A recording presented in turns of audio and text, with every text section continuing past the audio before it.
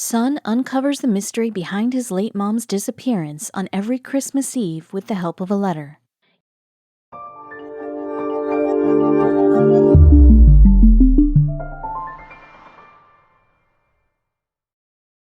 But before we start, please make sure to subscribe to M&R TV and hit the bell so you never miss any upload from us.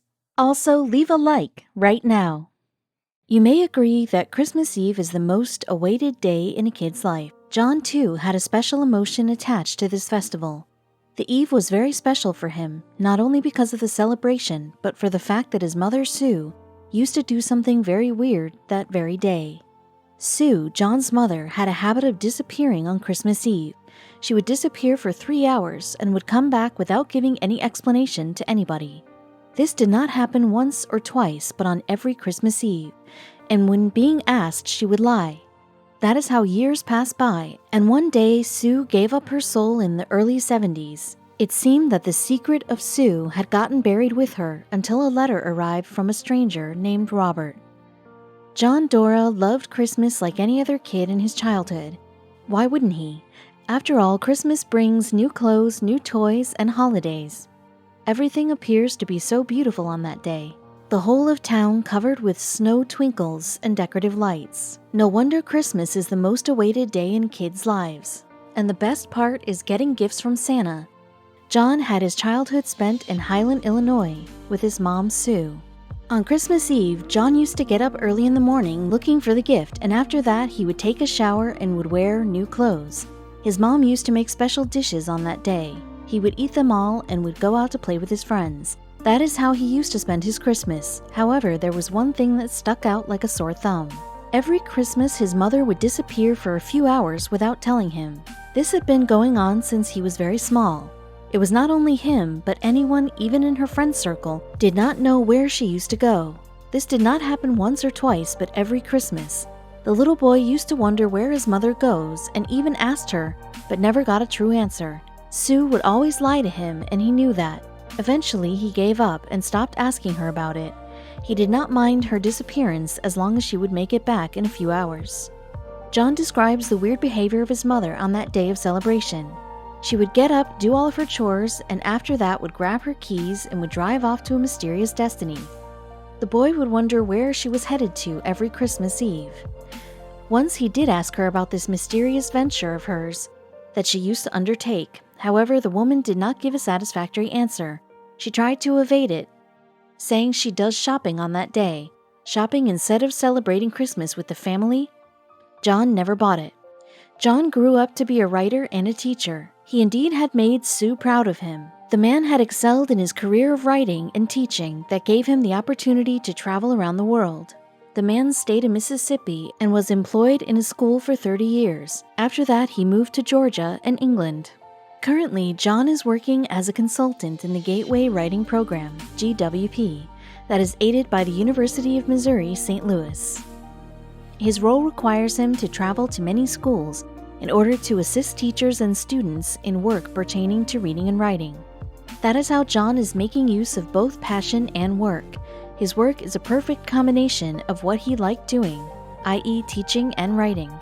The GWP is the St. Louis branch of the National Writing Project. This educational body forms collaborations between teachers, educators, and schools so that students receive the best possible teaching in reading and writing. The GWP also provides consultants like John to aid students from all backgrounds. During his years as a teacher, John also wrote for Straight Up magazine for nearly 2 years. The publication was all about music, art, and cultural news happening in Belleville, Illinois. The man had acquired many skills over the years, and the level of his creativity was only soaring day by day.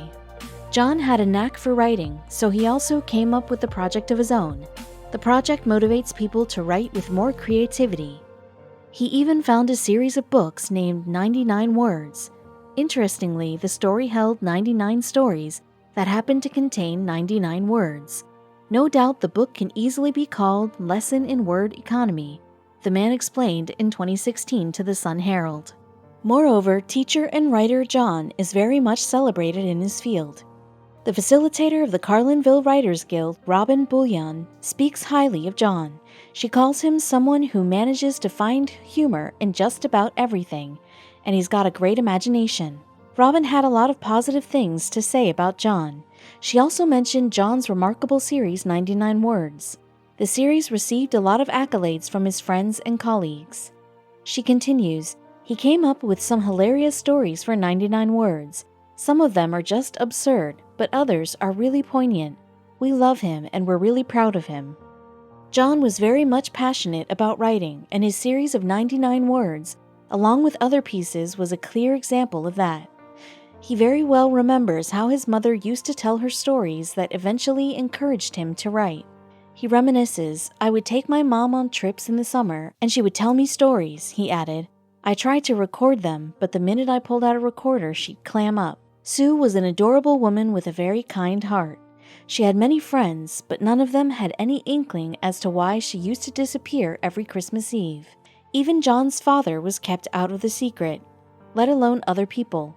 Even he remained unknown to this secret of hers. Though nobody had any idea about where she used to go, they all had made their own speculations. When John would ask his father, Dad, where's Mom? He would answer, I don't know, probably shopping. But somewhere deep down, his father and John knew that was not true. In the absence of any solid reason, John's father assumed that she used to go shopping to buy gifts. But each time the woman would come home empty-handed, complaining that there was no good stuff in the market. It was strange. John knew that she used to get done with shopping days before Christmas. He said she gets her gifts done before Thanksgiving. She's finished. Notably, Sue would get out of the house at noon and would not come back until the evening. John said that his mother would disappear for at least 3 hours. However, no one in the house was as concerned as John was. His father and other family members considered this unannounced disappearance of hers some last-moment shopping panic. So the family was under this false impression that she used to go shopping on Christmas Eve.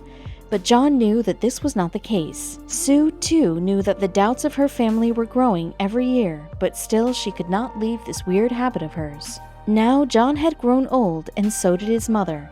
The woman said goodbye to the world in her early 70s. However, the mystery behind her weird disappearance on Christmas Eve still remained unsolved. John assumed that the secret would remain a secret until a letter made its way to him. Not many days had passed since Sue's death when an unexpected letter came to John. The man thought it to be some business letter and did not give it much importance. However, he decided to open it up. It was from someone called Robert.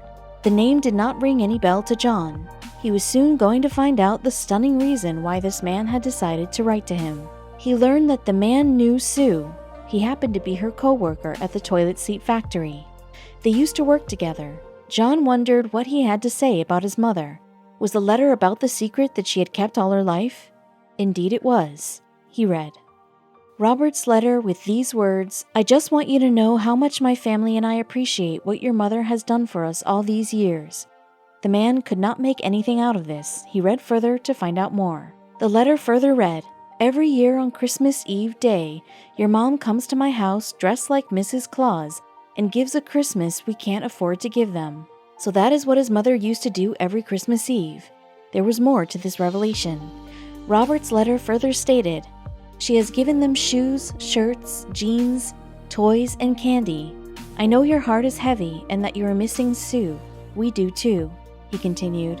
We loved her and just wanted you to know what she has done for us. So now everything was clear like water. The woman used to disappear from her house only to become Mrs. Claus for Robert's children. She was indeed a woman with the kindest heart. Not many people go to this extent to keep their friends' children happy. She used to spend money from her pocket to buy gifts for his children. Now John was not only surprised, but proud too. John thanked the man for letting him know about the great deeds his mother used to do. He replied to Robert's letter, That short note was the best gift that I have ever received from anyone, better even than that silly old telescope. Robert had gotten so moved by his mother's actions that he decided to make a story out of it. He even gave a befitting title to his book, Mom's Secret Mission. He submitted his story to Chicken Soup for the Soul. This amazing series of books gives space to heart-touching stories. John, as mentioned above, was already a prolific writer. Prior to this story submission, he had already submitted 6 or 7 pieces. In 2016, the man eventually gained an opportunity to get his work featured in Chicken Soup for the Soul, The Joy of Christmas. The editor-in-chief and publisher of the book, Amy Newmark, admitted that she loved reading John's submission. "I loved his story," she remarked. "I loved the fact that his mother went out to help this other family every Christmas Eve for years and never told her own family what she was doing." Amy went ahead describing the hardship involved in winning the competition. She clarified, "It's a big deal to get in," she furthered. "It's an important part of a freelance writer's resume. We know dozens of writers who have gotten book contracts because they have written for Chicken Soup for the Soul. It gives them credentials." As a reward, John was presented with a check worth $200. That was not it. He was also given the copies of the book that was a perfect reward for a teacher like John. And now the man is an official member of the Chicken Soup for the Soul family. He is positive that the organization would include more of his stories in the future. John's respect for his late mother has increased. Sue kept doing the gesture of generosity without blowing the trumpet about it. John explained, "She just did it. It was part of her character, part of her spirit, and I think she was a great Santa Claus for me, all year round."